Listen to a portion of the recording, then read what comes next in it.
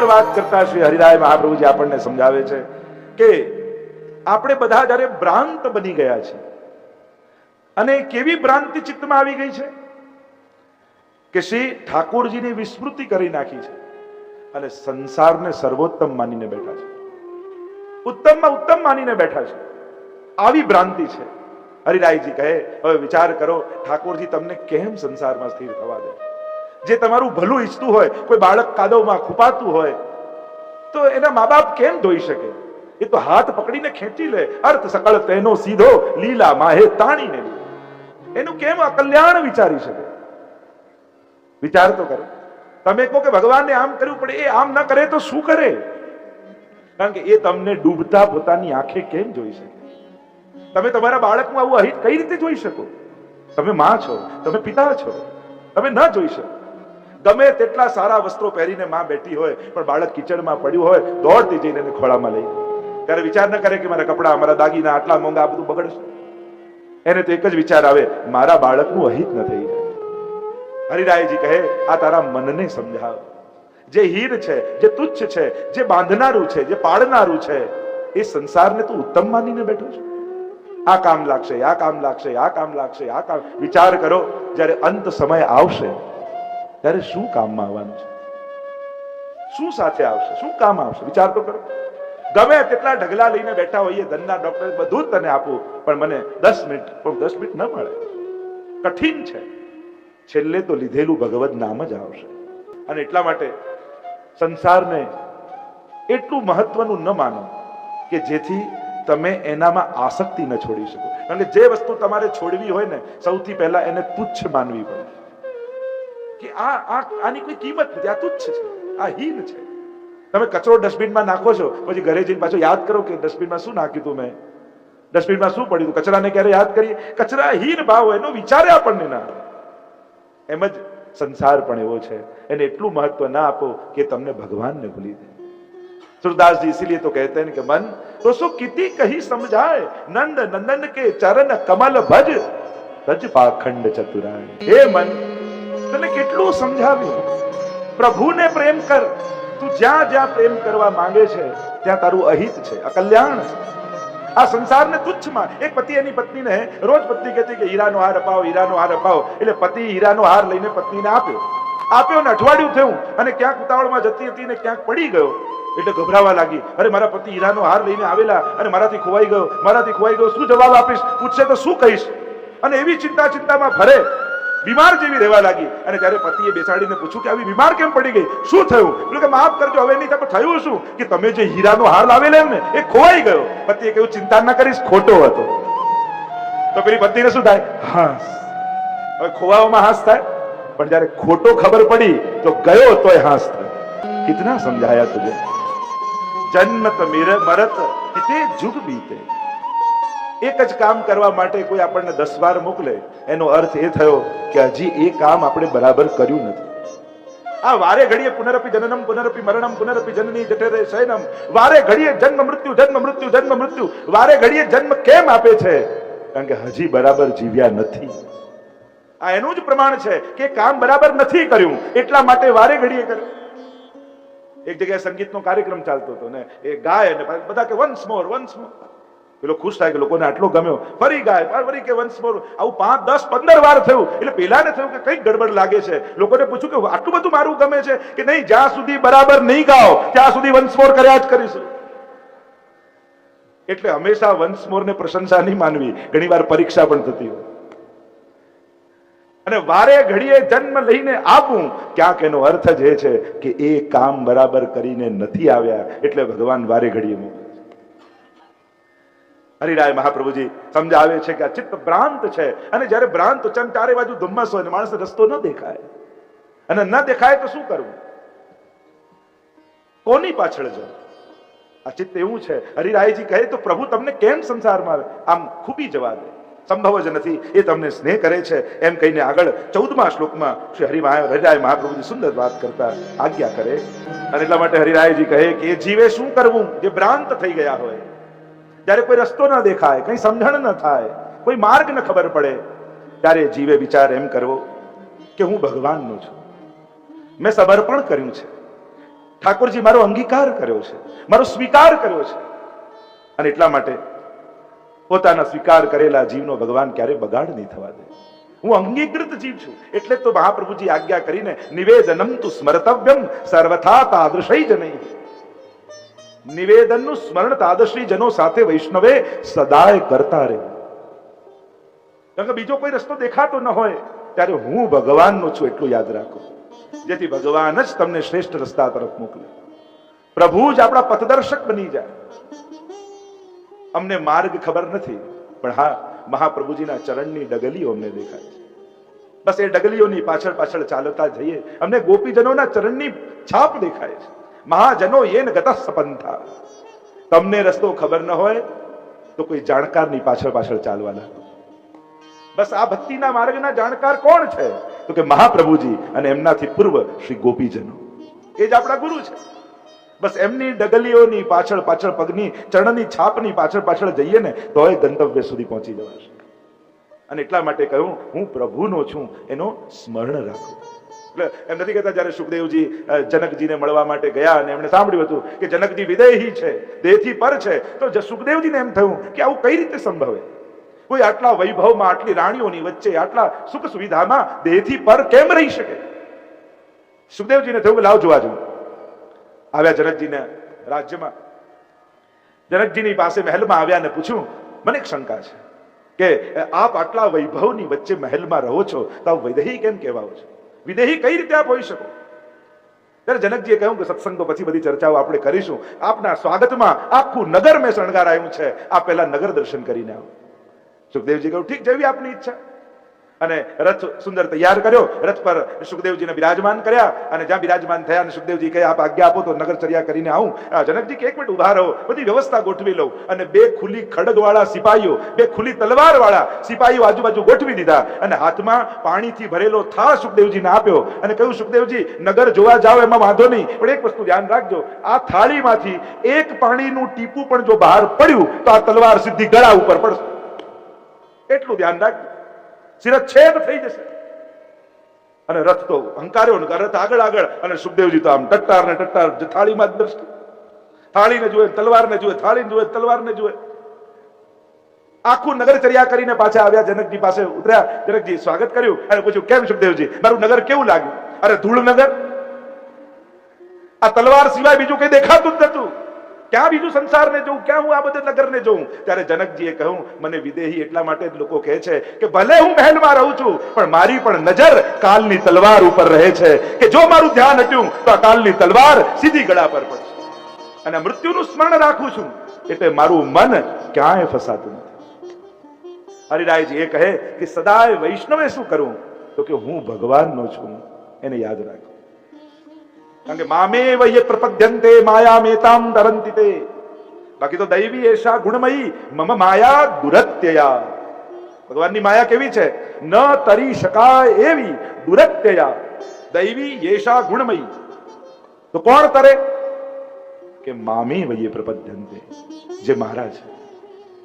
અને ભગવત ધામમાં જવું હોય તો સૌથી પહેલા માયા નડે. તો એનાથી તરવા કરવું શું? જેમ તમે કોઈના ઘરે જાઓ, સુરેશભાઈના ઘરે ગયા અને એમને કૂતરું પાળ્યું હોય, અને જ્યાં ગેટ ખોલો એટલે કૂતરું વસ્તુ આવે, એટલે તમે ગેટની બહાર ઉભા રહી જાઓ. હવે અંદર જવું કેમ? અંદર મળવા જવું છે, અને આ જવા નથી દેતું, એટલે તમે બહારથી બૂમ પાડો, સુરેશભાઈ, અને જ્યાં બૂમ પાડો એટલે સુરેશભાઈ શું કરે? એના કૂતરાનું જે નામ હોય ટોમી, એટલે પેલું ટોમી દોડતું દોડતું આવે અને એમના પગ પાસે બેસી જાય, અને તમે ગેટ ખોલીને અંદર ઘૂસી જાઓ. બસ એમ જ ભગવાને માયા રૂપી કૂતરું છોડ્યું છે. બસ અંદર પ્રવેશવાનો, ભગવાન પાસે જવાનો એક જ ઉપાય, હે હરી. આમ જયારે પુકાર કરો એટલે પ્રભુ શું કહે? માયા. એટલે માયા દોડતી દોડતી આવે, ઠાકોરજીના ચરણોમાં બેસી જાય, અને તમને ભીતર પ્રવેશ મળી જાય.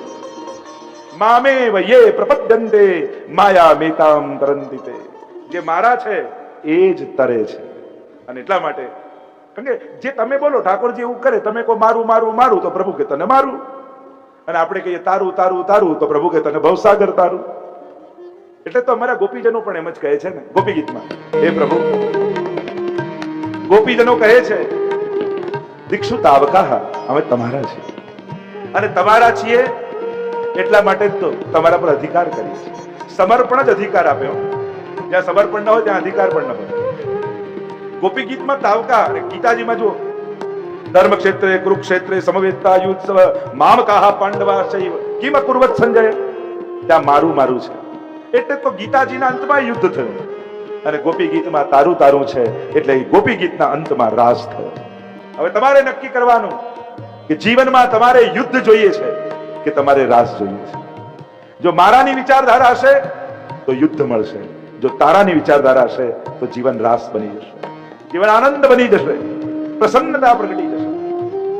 હરિરાય મહાપ્રભુજી કહે યાદ રાખો હું ભગવાનનો છું, હું પ્રભુનો છું એટલું સ્મરણ રાખે તો પણ પ્રભુ એના પર કૃપા કરવાના છે. અને એટલા માટે તમે બ્રહ્મ સંબંધ લીધું છે, ઠાકોરજી ના થયા છે. હજી કદાચ એમ લાગે કે કૃપા ક્યારે, હું તો અનેક દોષોથી ભરેલો છું. અંતઃકરણ પ્રબોધમાં પણ શ્રી મહાપ્રભુજી આજ્ઞા કરે ને, પ્રૌઢાપી દુહિતા યદવત સ્નેહા ન પ્રેષ્યતે વર તથા દેહી ન કર્તવ્યમ વરસ્તુ શ્રુતિ નાન્યથા. આ દેહને ભગવાનમાં જોડો. ચાંડાલી ચેદરાજ પત્ની જ્ઞાતા રાજ્ઞા ચ માનિતા કદાચિત અપમાનેવા મૂલતઃ કાક્ષતિર ભવેત. મહાપ્રભુજી બહુ સુંદર રીતે સમજાવે છે કે જેમ કોઈ ચાંડાલી સ્ત્રી જતી હોય અને રાજા જતો હતો ત્યાંથી ને એ ચાંડાલી સ્ત્રી એને ગમી ગઈ ને એની જોડે વિવાહ કરી લીધા. વિવાહ કર્યા પણ થોડો સમય થયો એટલે અમાનીતિ થઈ ગઈ. પણ મહાપ્રભુજી કહે પણ એ સ્ત્રીનું ગયું શું, હતી ચાંડાલી, હવે રાણી તો કહેવાય.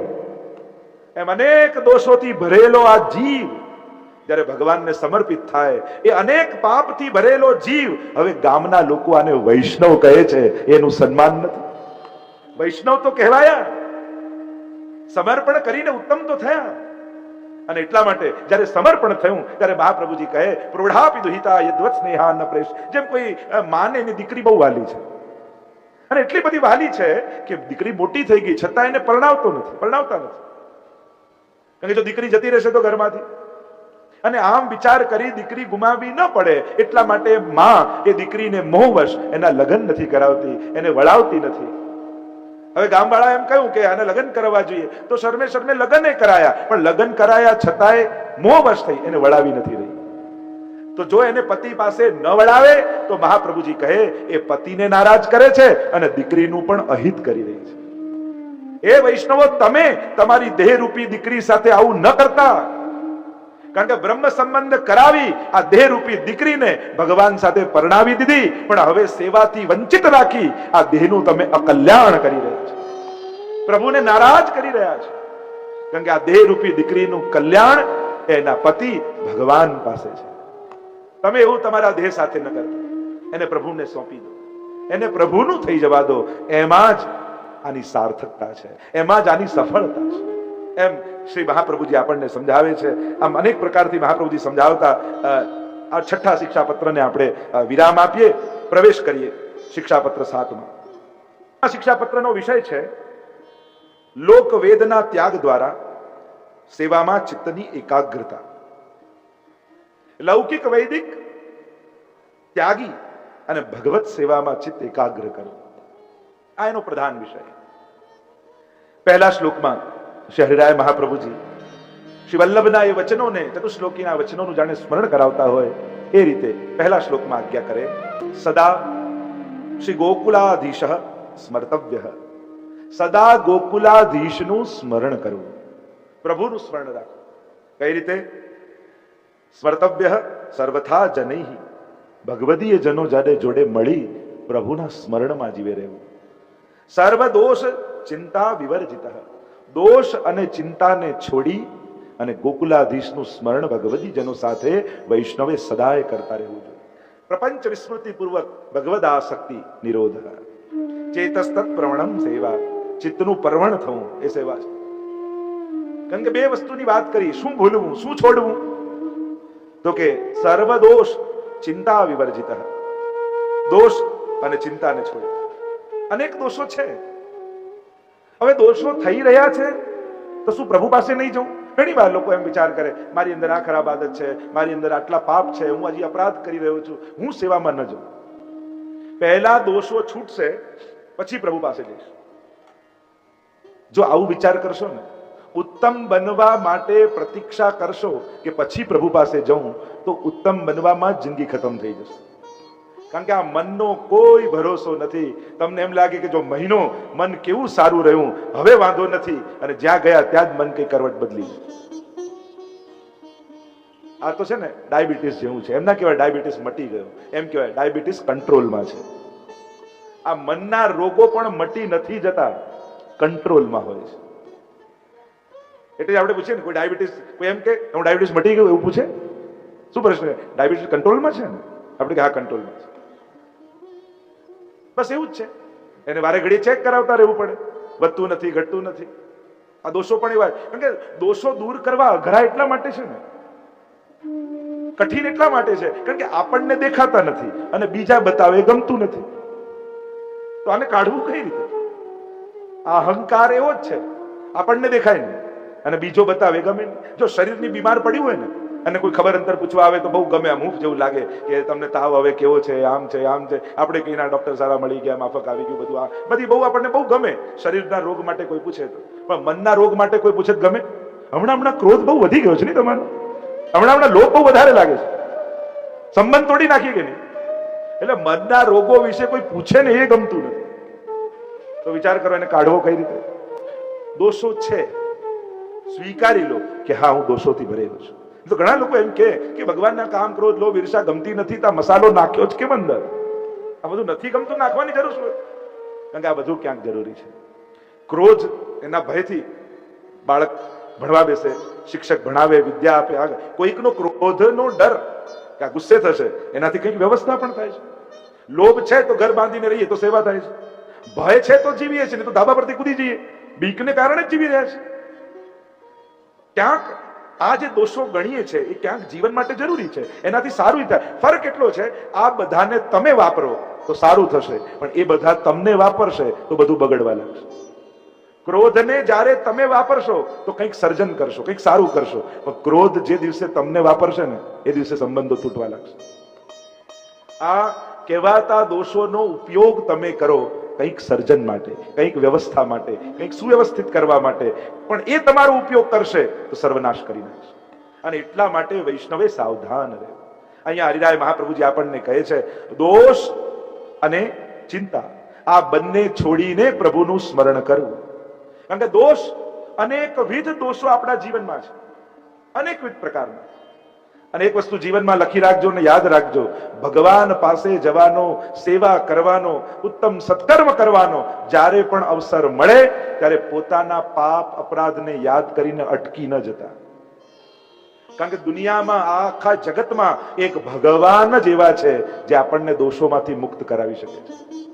બાકી દુનિયામાં બીજો કોઈ પણ પાપ કે દોષમાંથી મુક્ત નહીં કરી શકે. એટલે પાપીએ તો વધારે ભગવાન પાસે જવું, કારણ કે ભગવાન સિવાય પાપમાંથી છોડાવશે કોણ? અને એટલા માટે અહીંયા કહ્યું સર્વાત્મ ભાવે સદાય પ્રભુનું સ્મરણ કરવું. સર્વાત્મ ભાવ પણ બે પ્રકારનો આપણે ત્યાં કહ્યો ને. એક મર્યાદા માર્ગી સર્વાત્મ ભાવ, એટલે બધામાં આત્મભાવ થવો, બધામાં ઈશ્વર. અને પુષ્ટિ માર્ગી સર્વાત્મ ભાવ એટલે શું? સર્વ ભાવો આત્મામાં, પરમાત્મામાં. આ પુષ્ટિ માર્ગી સર્વાત્મ ભાવ. મર્યાદા માર્ગી સર્વાત્મ ભાવ એટલે બધામાં ઈશ્વર, અને પુષ્ટિ માર્ગી સર્વાત્મ ભાવ એટલે ઈશ્વરમાં બધું. યોમામ પશ્યતિ સર્વત્ર સર્વમ ચ મયી પશ્યતિ તસ્યાહમ ન પ્रणश्यामि સચ મે ન प्रणश्यति. ભગવદ ગીતા. જો ભાવાત્મક અવસ્થા બતાવવા જાઉં તો એક સંયોગનો ભાવ, બીજો વિપ્રયોગનો ભાવ. વિપ્રયોગમાં યોમામ પશ્યતિ સર્વત્ર, જીત દેખું તિત શ્યામમયી હૈ, જ્યાં જઉં ત્યાં પરમાત્મા, વિપ્રયોગ. અને સંયોગ, યાહી મેં યમુના, યાહી મેં ગોકુલ, યાહી મેં બ્રજમંડલો, બધું એની અંદર દેખાય, એ સંયોગની અવસ્થા. તો આમ સર્વાત્મ ભાવે ને ભજવું એવી આજ્ઞા કરી છે. આગળ ત્રીજા શ્લોકમાં સુંદર રીતે હરિરાય મહાપ્રભુજી અત્યારના સંજોગને સમજાવી રહ્યા છે કે જીવે આ વિપરીત કાલમાં કરવું શું. અને ત્રીજા શ્લોકમાં શ્રી હરિરાયજી કહે કે કાલઃ પ્રતિકૂલઃ સમાગતઃ, આ વિપરીત કાળ આવ્યો છે. એટલે કે ભક્તિ કરવામાં કાલ સપોર્ટિવ નથી પણ ઓપોઝિટ છે. આ કાળ એવો ચાલી, જો ઘણા બધા કાળના ધર્મો આપણે કે દેશ કાળ, આ બધા એમ તો માણસના ઘડતરમાં 10 વસ્તુ કામ કરે. આ 10 વસ્તુ માણસને ઘડે છે. આગમો અપ પ્રજાદેશ કાલઃ કર્મ ચ જન્મ ચ ધ્યાનમ મંત્રો અથ સંસ્કારો દશૈતે ગુણ હેતવ. શાસ્ત્ર કહે છે કે 10 વસ્તુ માણસનું ઘડતર કરે છે. આગમો, જેમ તમે જે શાસ્ત્રને માનો ને તમારું વ્યક્તિત્વ એવું થઈ જાય. જેમ આપણે વેદને માનીએ, કોઈ કુરાનને માને, કોઈ બાઇબલને માને, જે શાસ્ત્રને માને એનું જીવન એવું થાય, એનું ઘડતર એ રીતે થાય. આગમો, પાણી માણસનું ઘડતર કરે. તમે જે પાણી પીવો ને એ તમારા ઉપર પ્રભાવ પાડે છે. અને એટલા માટે એ પણ ધ્યાન રાખવું કયું પાણી. હવે વાત જુદી છે કે આખા ગુજરાતમાં નર્મદાનું જ વહે છે, પણ પાણી પણ માણસનું ઘડતર કરે છે. એટલે આપણે ત્યાં કહેતા ગમે ત્યાંનું જળ પણ ન લેવાય એવું કહેતા. શબહસ્તે ભોજિત. હવે ભાગવત માધ્યમમાં કહ્યું કે શબના હાથનું ભોજન કરનાર એટલે શું સાબના હાથમાંથી લે ના, જે હાથ ભગવત સેવામાં ન પહોંચતા હોય એ બધા મળદાના જ હાથ છે એમ શાસ્ત્ર કહે. મળતું કોણ? કે જેનામાં પ્રાણ નથી. અને પ્રાણ કોનામાં નથી? કે યો યદંસ, જેમાંથી છૂટો પડ્યો એને પ્રાણ બચતો નથી. તો ભગવાન એટલે કે હાસ્ય પ્રસંગમાં ગોકલેશ પ્રભુ પણ આજ્ઞા કરે ને કે આ રાવણ મરી ગયો તેનું કોઈ સૂતક પાડ્યું? કારણ કે નજીકના સગા હોય એ સૂતક લાગે ને. તો આ રાવણ મરી ગયો એનું કોઈ સૂતક પાડ્યું? તો કે પાડ્યું નહીં, આજે પાડી રહ્યા છે. કે શું વાત કરો છો? કે હા. અને ગોકલેશ પ્રભુ હસતા હસતા બોલ્યા કે આજે પાડી રહ્યા છે. કે કોણ? કે જે બ્રહ્મ સંબંધ લીધા પછી પણ સેવા, સત્સંગ, માળા, તિલક, કંઠી આ બધું નથી કરતા એ બધા રાવણનું જ સૂતક પાડી રહ્યા છે. હવે સૂતકમાં પાઠ ન થાય ને, સૂતકમાં સેવા ન થાય ને, સૂતકમાં કંઠી બદલવી પડે ને. આ બધા જે પાડતા હોય સૂતકી તે નર સદા સૂતકી, એમ આપણા ભગવતીએ કહ્યું ને, તે નર સદા સૂત. હવે વિચાર કરજો, તમારું જીવન, તમારો વ્યવહાર સૂતકી જેવો તો નથી ને. કારણ કે જે સૂતકના નિયમો આપ્યા હોય એ નોર્મલ આ રીતે જ રહેતો હોય સૂતકી જેવો, તે સૂતકી જ કહેવાય. અને એટલા માટે સૂતક જાય એટલે તુરંત આપણે કંઠી બદલી ઠાકોરને ચરણસ્પર્શ કરીએ. એમ ચરણસ્પર્શ કરો ને ત્યારે તમારું સૂતક ઉતરે. અને એટલા માટે નિત્ય વૈષ્ણવે, તમે ભલે ભગવત સેવા ન કરતા હો પણ અહીંયાથી એક અપીલ હું બધાને કરું છું. તમારા ઘરે ઠાકોરજી બિરાજતા હોય તો એક નિયમ બનાવજો કે રોજ ઠાકોરજીના ચરણસ્પર્શ જરૂર કરવા. એક આગ્રહ રાખ. કદાચ દુકાને જવામાં મોડું થતું હોય તો મંદિરને દંડવત કરીને જાઓ. કદાચ સમય અનુકૂળ ના આવે તો જ્યાં મંદિર હોય ઠાકોરજીનું એને વંદન કરીને જાઓ. પણ વંદન કરવાથી પાપ નિર્મૂલ થઈ જાય છે. અને એટલા માટે આનો આગ્રહ બધા જરૂર રાખે. એ તો ઘણા એમ હવેલીથી આગળથી નીકળે તો હોર્ન મારી નીકળે. તો હોર્ન મારવાથી દંડવત થતા નથી, એને દંડવત કહેવાય નહીં. અને વેસ્ટર્ન કન્ટ્રીમાં તો હોર્ન મારો ને તો સામેવાળાનું અપમાન થયું કહેવાય. પેલો નારાજ થઈ જાય કે પાછા ઉઠ કેમ કર્યું, હોર્ન કેમ માર્યો. એટલે કોઈ એમ માનતું હોય કે વચ્ચે કોઈ દેવતાનું મંદિર આવતું હોય ને હોર્ન મારીને જાવ તો બહુ સારું. આ બહુ જ ખોટી માન્યતા છે. આ બહુ જ ખોટી માન્યતા છે. આ એમનું અપમાન છે. તમે સન્માન નથી કરતા. હોર્ન મારવાનો અર્થ થાય બાજુમાં ખસ. ભારતમાં તો આખું ઓપોઝિટ. ત્યાં વિદેશમાં જાઓ તો ખોટું માને ને અહીંયા તો મોટા મોટા અક્ષરે ટ્રક પાછળ લખ્યું હોય હોર્ન પ્લીઝ. તો ટ્રક પાછળ લખીએ તો હોર્ન મારો. એટલે કોઈ એમ માનતું હોય કે રસ્તામાં જઈએ ને કોઈનું મંદિર આવે ને હોર્ન મારીએ તો એમને વંદન કર્યા કહેવાય. આ બહુ ખોટી માન્યતા છે. ક્યારે પણ આવું કોઈ પણ દેવતા હોય, ભગવાન હોય, કોઈનું પણ મંદિર હોય એનું અપમાન કર્યા બરાબર છે. એટલે આવું ક્યારે કરવું નહીં. હરિરાય મહાપ્રભુજી આપણને કહે છે વિપરીત કાળ ચાલી રહ્યો તો જે આગમો પ્રજા, જે પ્રજાની વચ્ચે રહો એનો પ્રભાવ આવે. જે પ્રજાની વચ્ચે મોટા થયા હોય. દેશ, જે દેશમાં રહો એનો પ્રભાવ આવે.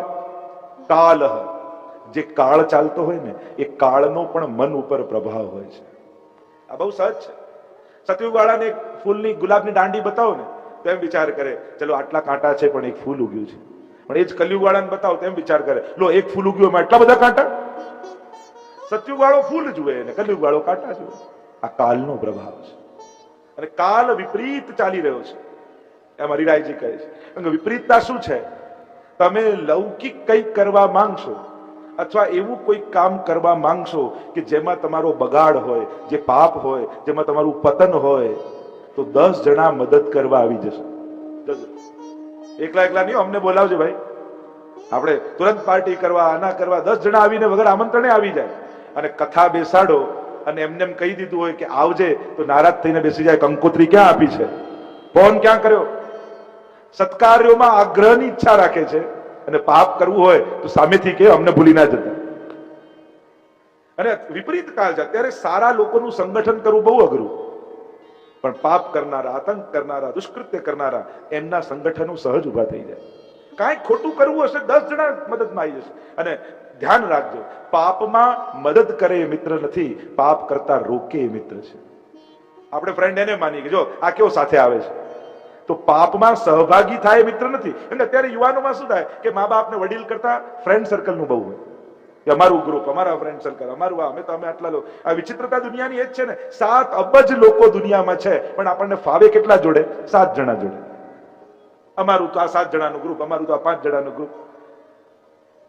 આટલા 7 અબજ લોકોમાંથી ફાવે આટલા લોકોમાં? એટલે માણસની વિચારધારા કેવી નાની. અને પછી તકલીફ શું, દિવસનો મોટા ભાગનો સમય તો ન ગમતા લોકો જોડે જ કાઢવાનો હોય. જો તમને કેવલ આનંદ ગમતા લોકો જોડે જ આવશે એવી વૃત્તિ કરી દેશો તો જીવનનો બહુ નાનો હિસ્સો આનંદમાં જશે. પણ ન ગમતા લોકો જોડે પણ આનંદમાં રહેતા શીખી જશો તો જીવનનો મોટો હિસ્સો આનંદમાં જશે. અને એટલા માટે વિપરીત સંજોગો, વિપરીત વ્યક્તિઓ, વિપરીત વિચારધારાની વચ્ચે પણ તમે તમારી પ્રસન્નતા બનાવી રાખી શકો છો. એનો વિચાર કરો. અનુકૂળતામાં તો આપણને બધું ફાવે, પરીક્ષા તો વિપરીતતામાં હોય છે કે ન ગમતા લોકો એની વચ્ચે કેમ રહી શકાય. હરિરાયજી કહે કે પ્રતિકૂલ કાલ પ્રતિકૂલ. તમે ટીવી જોડા બેઠા છો ને, આખી સિરિયલ પૂરી થઈ જાય, કોઈ ડિસ્ટર્બ નહીં કરે. તમને એમ થાય લાવ ને એક માળા ફેરવું. અહીં તો 10 મણકા ફેરવ્યા હશે ને, સુતેલા બાળકો જાગી જશે, ડોરબેલે વાગશે, ફોનની ઘંટડીએ વાગશે, પણ એવું કંઈક થશે કે આખી માળા તમને કોઈ નહીં કરવા દે. કાલ વિપરીત છે.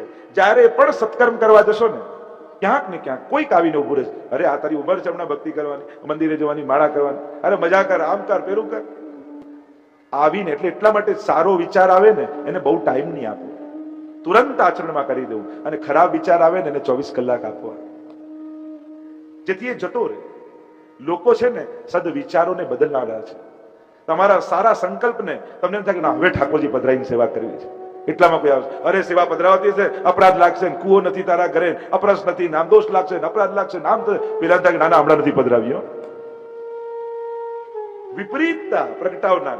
ઉલટાનું જેને સેવા કરવી હોય એને પ્રોત્સાહન આપવું જોઈએ. અને જાણકાર વૈષ્ણવ હોય તો વધારે પ્રોત્સાહન આપવું જોઈએ. ના તું કર, વાંધો નહીં આવે, બધું ઠાકોરજી સાચવી લેશે, બધું અનુકૂળ થઈ જશે, હું તારી જોડે છું ને, કઈ બી મદદ હશે તો હું તને કરીશ, પણ તું ભક્તિમાં આગળ વધ. કોઈને ભક્તિમાં પ્રેરવા એ બહુ મોટું પુણ્ય છે, અને કોઈને ભક્તિ કરતા રોકવા એ સૌથી મોટું પાપ છે. કોઈ સારું કામ કરવા, કોઈ સત્કારે, કોઈ મદદ કરવા, કોઈ દાન કરવા, કોઈ પણ સત્કર્મ કરવા જતું હોય ક્યારે પણ એને રોકતા નહીં. કારણ કે પુણ્ય કરવા જઈ રહ્યો છે અને પુણ્ય કરતા રોકવું એ જ પાપ છે. અને એટલા માટે એને પ્રોત્સાહિત કરજો. બીજું કાંઈ એને તમે ના આપી શકો, પ્રોત્સાહન તો આપી શકો છો. પ્રોત્સાહન આપો. કોઈ સત્કર્મ કરવા જાય લોકો ડરાવી દે, આમ કથા થતી હશે, આમ થતું હશે, આવું મનોરથ નહીં થાય, નહીં ફાવે, લોકો આમ થશે.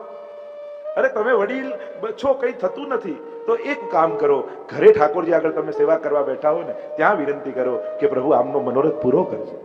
આમાં કોઈ સારું કરવા જતું હોય તો પ્રભુ આગળ વિનંતી કરો કે ઠાકોરજી આના મનોરથને પૂરા કરો, એને શુભેચ્છા.